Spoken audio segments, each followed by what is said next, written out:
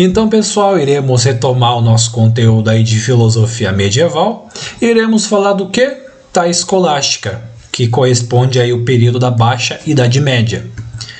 Para a gente falar de escolástica, precisamos falar de Carlos Magno. Quem é Carlos Magno? O Carlos Magno foi um rei aí, né, que teve uma contribuição muito grande aí, né, dentro do período da Idade Média.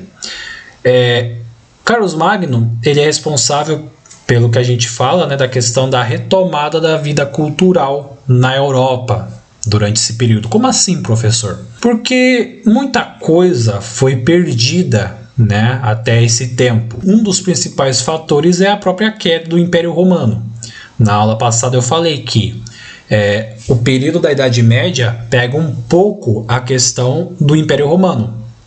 Então, bem no início da Idade Média, o Império Romano ainda existia. Quando houve a decadência, a queda do Império Romano, de lá para cá, muita coisa havia sido perdida. E Carlos Magno, de certa forma, ele contribuiu para que muita coisa que foi perdida fosse recuperada, né? Coisas relacionadas à cultura, à intelectualidade, assim, né? Muita coisa cultural, intelectual perdido antes meio que foram recuperadas, né? Então, a vida cultural a partir desse período de Carlos Magno passou por um processo como eu posso dizer, de revigorar, né? De ficar mais forte, assim, vamos dizer, né? Então, a vida cultural a partir desse período ficou mais intensificado, né? Ganhou um vigor, assim, né? E isso favoreceu bastante a escolástica, certo? Então, o governo, né, o reinado aí de Carlos Magno foi uma coisa muito boa para o surgimento da escolástica, né? Então, às vezes os vestibulares podem pedir para que a gente responda alguma coisa sobre Carlos Magno, né? Por conta disso, porque ele foi um fator muito importante aí nesse período, né, medieval. Mas tá, escolástica, escola, exatamente. Escolástica é um período aí da Idade Média onde a gente teve então as escolas vinculadas à igreja. Olha só que coisa. Mas qual era a diferença entre as escolas da escolástica e as escolas que a gente conhece hoje em dia? É o sistema, né, de como que eram organizados as disciplinas, né? Atualmente a gente tem, né, quinta série, sexta série, ensino médio, ensino fundamental, prézinho, né? Mas como que isso era feito no período da escolástica, né?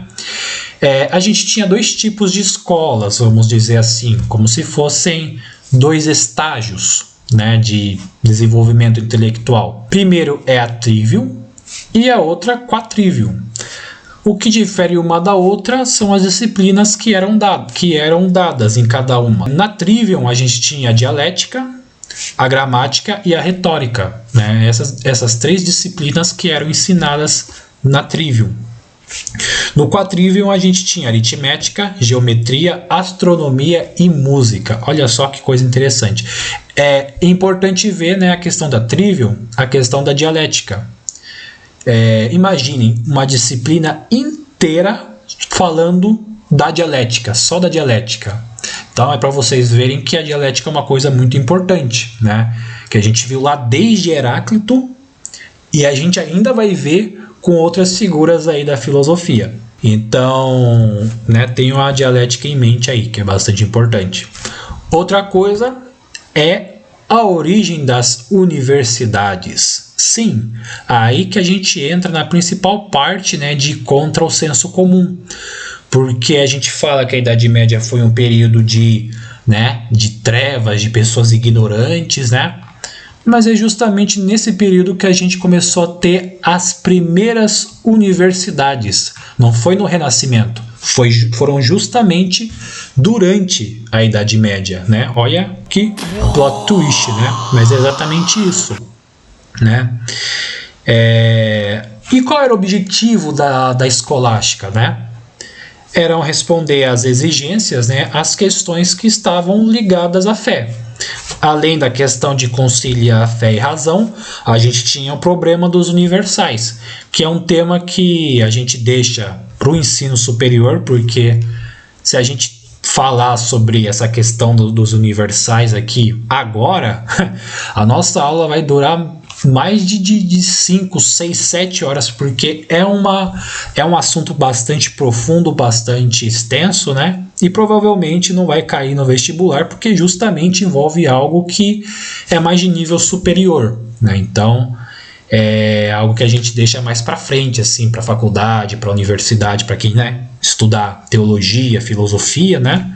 A gente deixa essa questão dos universais para eles, né? Mas para o ensino médio não é uma questão muito que está em pauta aí do que cai nos vestibulares, né? Mas tenham isso em mente. Escolástica, escolas vinculadas à igreja, Trivium, Quadrivium, elas foram responsáveis pela origem das universidades, né?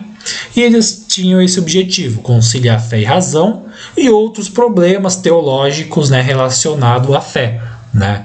Esses eram os objetivos aí da escolástica. E a gente tinha, né, dentro deste ambiente, né, as discussões que eram travadas entre filósofos e teólogos, né? Então, era um negócio que a gente pode até se lembrar da ágora lá da filosofia clássica dos gregos, né?